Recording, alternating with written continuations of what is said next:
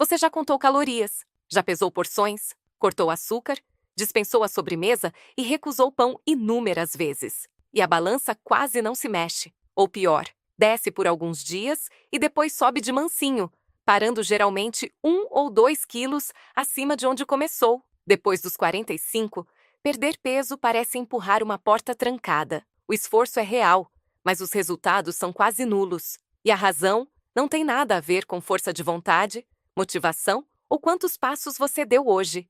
A razão é um hormônio chamado insulina. E o modo como ele age no seu corpo após os 45 é fundamentalmente diferente de quando você era mais jovem. Há uma mudança na forma como seu corpo responde a esse hormônio. E, uma vez que você a entende, toda a abordagem para perder peso se transforma.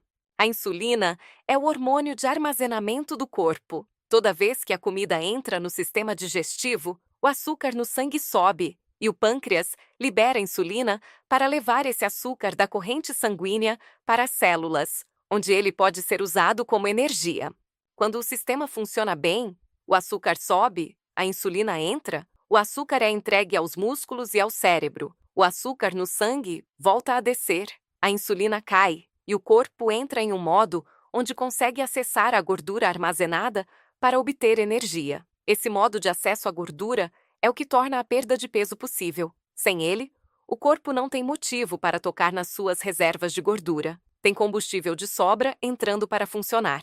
O detalhe crucial é este: o corpo só consegue queimar gordura armazenada quando a insulina está baixa. Enquanto a insulina estiver elevada, o corpo permanece no modo de armazenamento. Ele é fisicamente incapaz de liberar gordura das células enquanto a insulina circula. Isso não é teoria ou opinião, é endocrinologia básica que se aplica a todo o corpo humano. Depois dos 45, algo muda na forma como o corpo lida com a insulina, e muda silenciosamente. As células ficam menos responsivas ao sinal da insulina. O pâncreas precisa produzir mais insulina para obter o mesmo efeito. Isso se chama resistência à insulina e não aparece de repente, como um interruptor sendo ligado. Desenvolve-se gradualmente ao longo de anos e a maioria dos exames de sangue de rotina não a detecta até que esteja bem avançada. A glicemia em jejum, o valor que a maioria dos médicos verifica, pode permanecer na faixa normal por anos, enquanto a insulina em jejum, o valor que de fato revela quanto o corpo está se esforçando, sobe constantemente. Uma insulina em jejum, acima de 8 a 10 microunidades por mililitro, já sugere resistência, mesmo quando a glicose parece perfeitamente normal. Mas a insulina em jejum não faz parte da maioria dos exames de rotina. Precisa ser solicitada especificamente.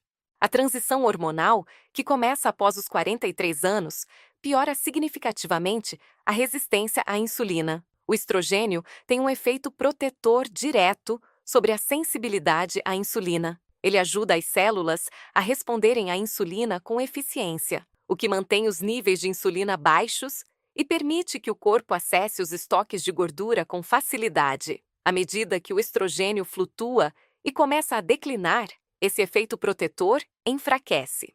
As células ficam mais resistentes. A insulina permanece elevada por mais tempo após cada refeição e o corpo passa mais horas do dia, trancado no modo de armazenamento. Esse é o mecanismo por trás do peso que aparece na região do abdômen, aparentemente do nada. Não é que você está comendo mais, é que seu corpo está passando mais tempo em um estado hormonal, que torna a queima de gordura bioquimicamente impossível. E é exatamente por isso que contar calorias para de funcionar.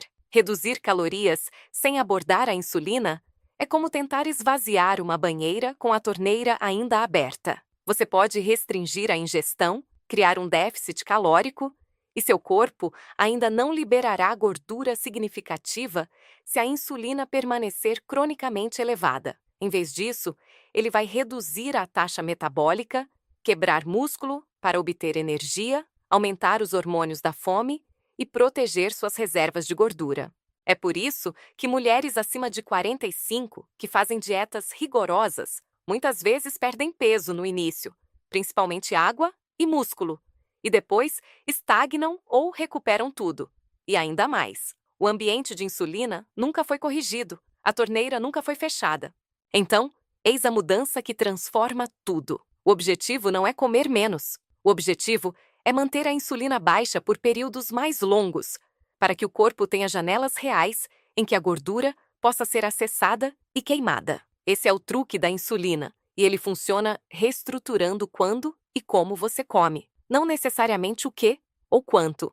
A alavanca mais poderosa é o espaçamento entre as refeições. Cada vez que você come, a insulina sobe. Cada lanche, cada punhado de castanhas, cada fio de leite no seu café desencadeia uma resposta de insulina. Uma mulher que toma café às 7, lanche às 10, almoça às 12h30, lanche às 3, janta às 7 e come algo às 9, mantém a insulina elevada por cerca de 14 a 15 horas num dia de 24.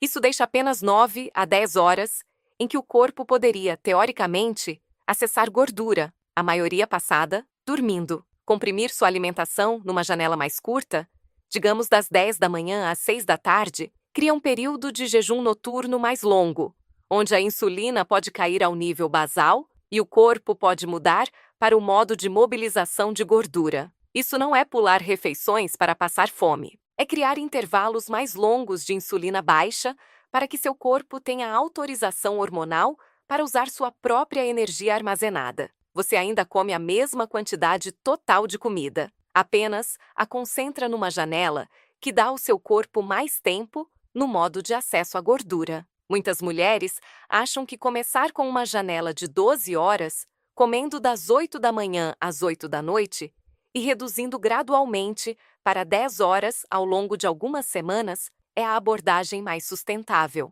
Reduzir muito e rápido pode elevar o cortisol, o que prejudica todo o propósito. O objetivo é uma compressão estável e confortável, a qual o corpo possa se adaptar, sem interpretar como um sinal de estresse. Se você se sentir trêmula, irritada ou sem concentração durante o jejum, a janela está muito curta. Aumente 1 hora e deixe seu corpo se ajustar antes de apertar mais.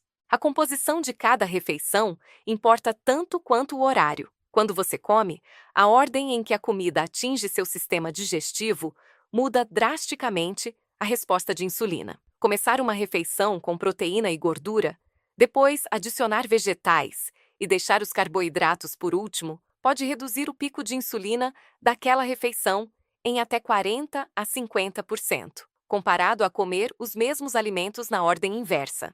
O mecanismo é direto. Proteína e gordura retardam o esvaziamento gástrico, o que significa que o açúcar dos carboidratos entra na corrente sanguínea mais gradualmente, e assim, o pâncreas não precisa liberar tanta insulina de uma vez. Isso não é uma dieta diferente. É a mesma comida no mesmo prato, consumida numa sequência diferente.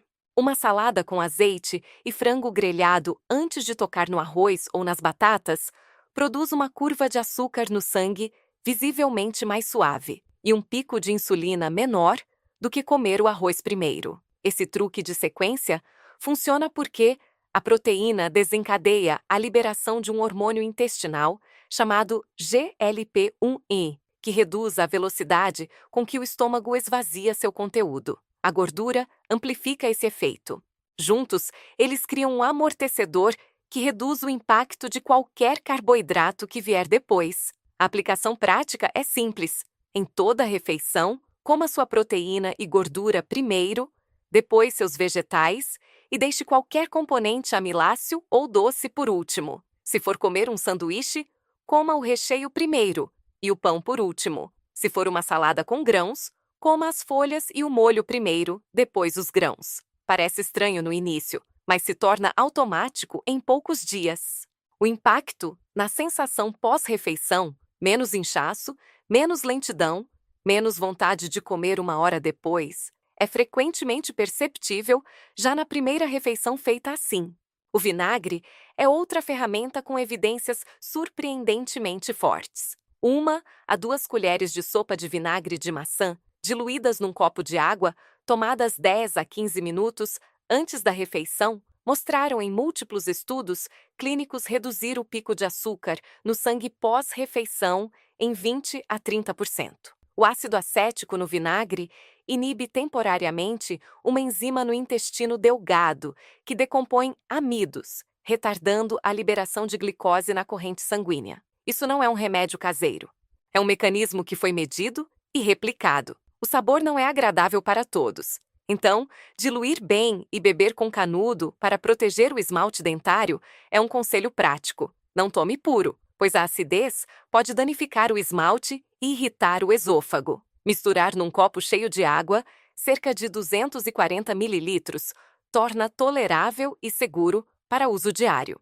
Algumas mulheres adicionam uma pequena quantidade de mel puro para tornar o sabor mais palatável. Embora limitar o mel a meia colher de chá, ou menos, evite adicionar uma carga significativa de açúcar que anularia parte do benefício. Movimento após comer é a terceira alavanca. Uma caminhada de 10 a 15 minutos, dentro de 30 minutos. Após terminar uma refeição ativa, um caminho de captação de glicose nas células musculares, chamado GLUT4, que funciona independentemente da insulina. Em linguagem simples, caminhar após comer permite que seus músculos absorvam açúcar da corrente sanguínea, sem exigir que a insulina faça o trabalho. Isso reduz diretamente o pico de insulina, encurta o tempo que seu corpo passa no modo de armazenamento e acelera a transição de volta para um estado de acesso à gordura. Não precisa ser vigoroso. Uma caminhada suave pelo quarteirão ou mesmo andar pela casa é suficiente para ativar esse caminho. Pesquisas mostram que caminhar após as refeições pode reduzir picos de açúcar em até 30%, e o efeito é cumulativo. Caminhar após 2 refeições por dia, em vez de uma, praticamente dobra o benefício. Se você só puder caminhar após uma refeição, faça após a maior, que para a maioria das mulheres é o jantar. Isso também traz o benefício adicional de baixar a insulina antes do período de sono, apoiando a liberação do hormônio do crescimento, que impulsiona a mobilização de gordura durante a noite. A combinação dessas 3 mudanças, uma janela alimentar mais curta, a ordem dos alimentos em cada refeição e uma breve caminhada após comer, cria um ambiente de insulina radicalmente diferente no corpo. Em vez de passar de 14 a 15 horas por dia com insulina elevada e quase nenhuma queima de gordura, o corpo agora passa de 8 a 9 horas em estado alimentado, com picos controlados de insulina, e de 15 a 16 horas com insulina baixa o suficiente para as células de gordura liberarem seu conteúdo. A diferença não é teórica. Mulheres que aplicam essa abordagem relatam consistentemente redução visível na circunferência abdominal em 3 a 4 semanas, mais energia estável ao longo do dia, menos desejos por comida e sono melhorado. Nada disso exige comprar alimentos especiais, seguir uma dieta com marca ou cortar grupos alimentares inteiros. Requer entender um único hormônio e reorganizar os hábitos diários para trabalhar com ele, e não contra ele. O peso que você não conseguiu perder nunca foi sobre comer demais, foi sobre uma trava hormonal que manteve suas células de gordura fechadas a maior parte do dia. Agora você sabe onde está a chave. E girá-la não exige receita médica, academia, nem uma revolução completa na sua vida. Requer entender um hormônio e trabalhar com ele, e não contra ele.